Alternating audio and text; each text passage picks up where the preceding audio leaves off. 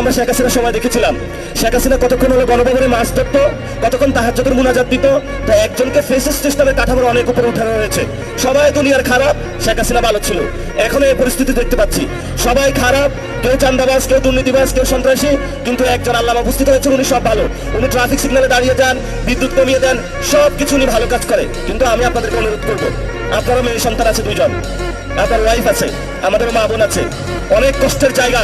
যদি গণঅভ্যুত্থানের পরে কোনো বোনদের আমরা দর্শনতে দেখি, প্লিজ মাপ চাই, বাংলাদেশে দর্শন আপনারা বন্ধ করুন, দ্রুত উদ্যোগ নিন, নাহলে আমরা রাজপথে নারীদের নিয়ে কর্মসূচি দিতে বাধ্য হবে ইনশাআল্লাহ। লাস্ট কথা যেটা, আমরা এখনো বিচার বুঝে পাই নাই। এতে যারা শহীদ ফ্যামিলি আছেন, আহত ভাইরা আছেন, তাদেরকে শেখ হাসিনা খুন করেছিল, আবার আওয়ামী লীগের অফিসগুলো খুলে দেওয়া হচ্ছে। এইসব ফাইজলামি আপনারা বাংলাদেশে করবেন না। যদি আপনারা ফাইজলামি করতে চান, তাহলে কিভাবে হলো আপনাদেরকে সাইজ করতে হয় সেটাও আমরা জানি। এখন আমরা আমাদেরকে বেয়াদব বলেন বা যা কিছু তা বলেন, কিন্তু আমরা অধিকারের প্রশ্নে সংস্কার, বিচার এবং বাংলাদেশের আইন শৃঙ্খলা, বাংলাদেশের মানুষের নিরাপত্তা, অধিকারের ক্ষেত্রে এক বিন্দু ছাড় দেব না। এটা আমাদের স্ট্রেট ফরওয়ার্ড কথা। এবং আপনারা যদি আসেন, রাজপথে লড়াই হবে, কিন্তু আমরা এই ক্ষেত্রে এক বিন্দু ছাড় দিতে রাজি না। এর জন্য যারা আপনারা আজকে ইফতার মাহফিলে উপস্থিত হয়েছেন, লড়াই মাত্র শুরু হয়েছে, ইনশাল্লাহ লড়াই চলবে। তবে আমরা তাদেরকে একটু সুযোগ দিচ্ছি। এই সুযোগ মানে এটা না যে তাদেরকে আমরা একদম কার্ড দিয়ে দিয়েছি, যা ইচ্ছা বাংলাদেশে বসে করবে আর আমরা এখানে নাই, এমন না। আমরা এখনো বাইচা আছি, আমরা এখনো কোথাও বাইসা যাই নাই। সেই জন্য যারা এখানে এসেছেন লন্ডন থেকে আর যেখান থেকে, এই কাজগুলো ভাই আপনি দ্রুত করেন।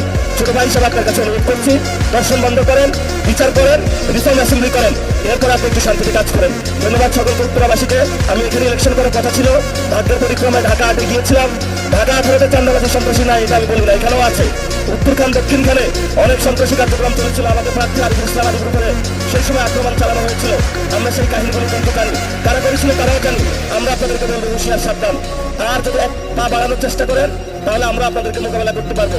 ভোট কিন্তু একদম আকাশ পাতাল বেশি হয় নাই, কাছাকাছি হয়েছে। আমাদেরকে যারা ভোট দিয়েছে তাদের প্রতি আমাদের দায়িত্ববোধ রয়েছে। এই জন্য হলে ধীরে সুস্থে কাজ করবেন, উচ্ছৃঙ্খলভাবে গাড়ি চালাবেন না। বাংলাদেশের মানুষ ধীরে সুস্থভাবে চায়, যারা ড্রাইভিং সিটে বসেছে রেকলেস ড্রাইভার হবেন না। ধন্যবাদ সকলকে, দোয়া করবেন। টাইম না, ইনশাল্লাহ ভবিষ্যতে কথা হবে। উত্তরা 7 নম্বর সেক্টরে নামাজ পড়বো, তারাবির নামাজ। সবাই একসাথে আসবেন, আড্ডা দিব ইনশাল্লাহ। সবাই ভালো থাকবেন। আসসালামু আলাইকুম ওয়া রাহমাতুল্লাহি ওয়া বারাকাতুহু।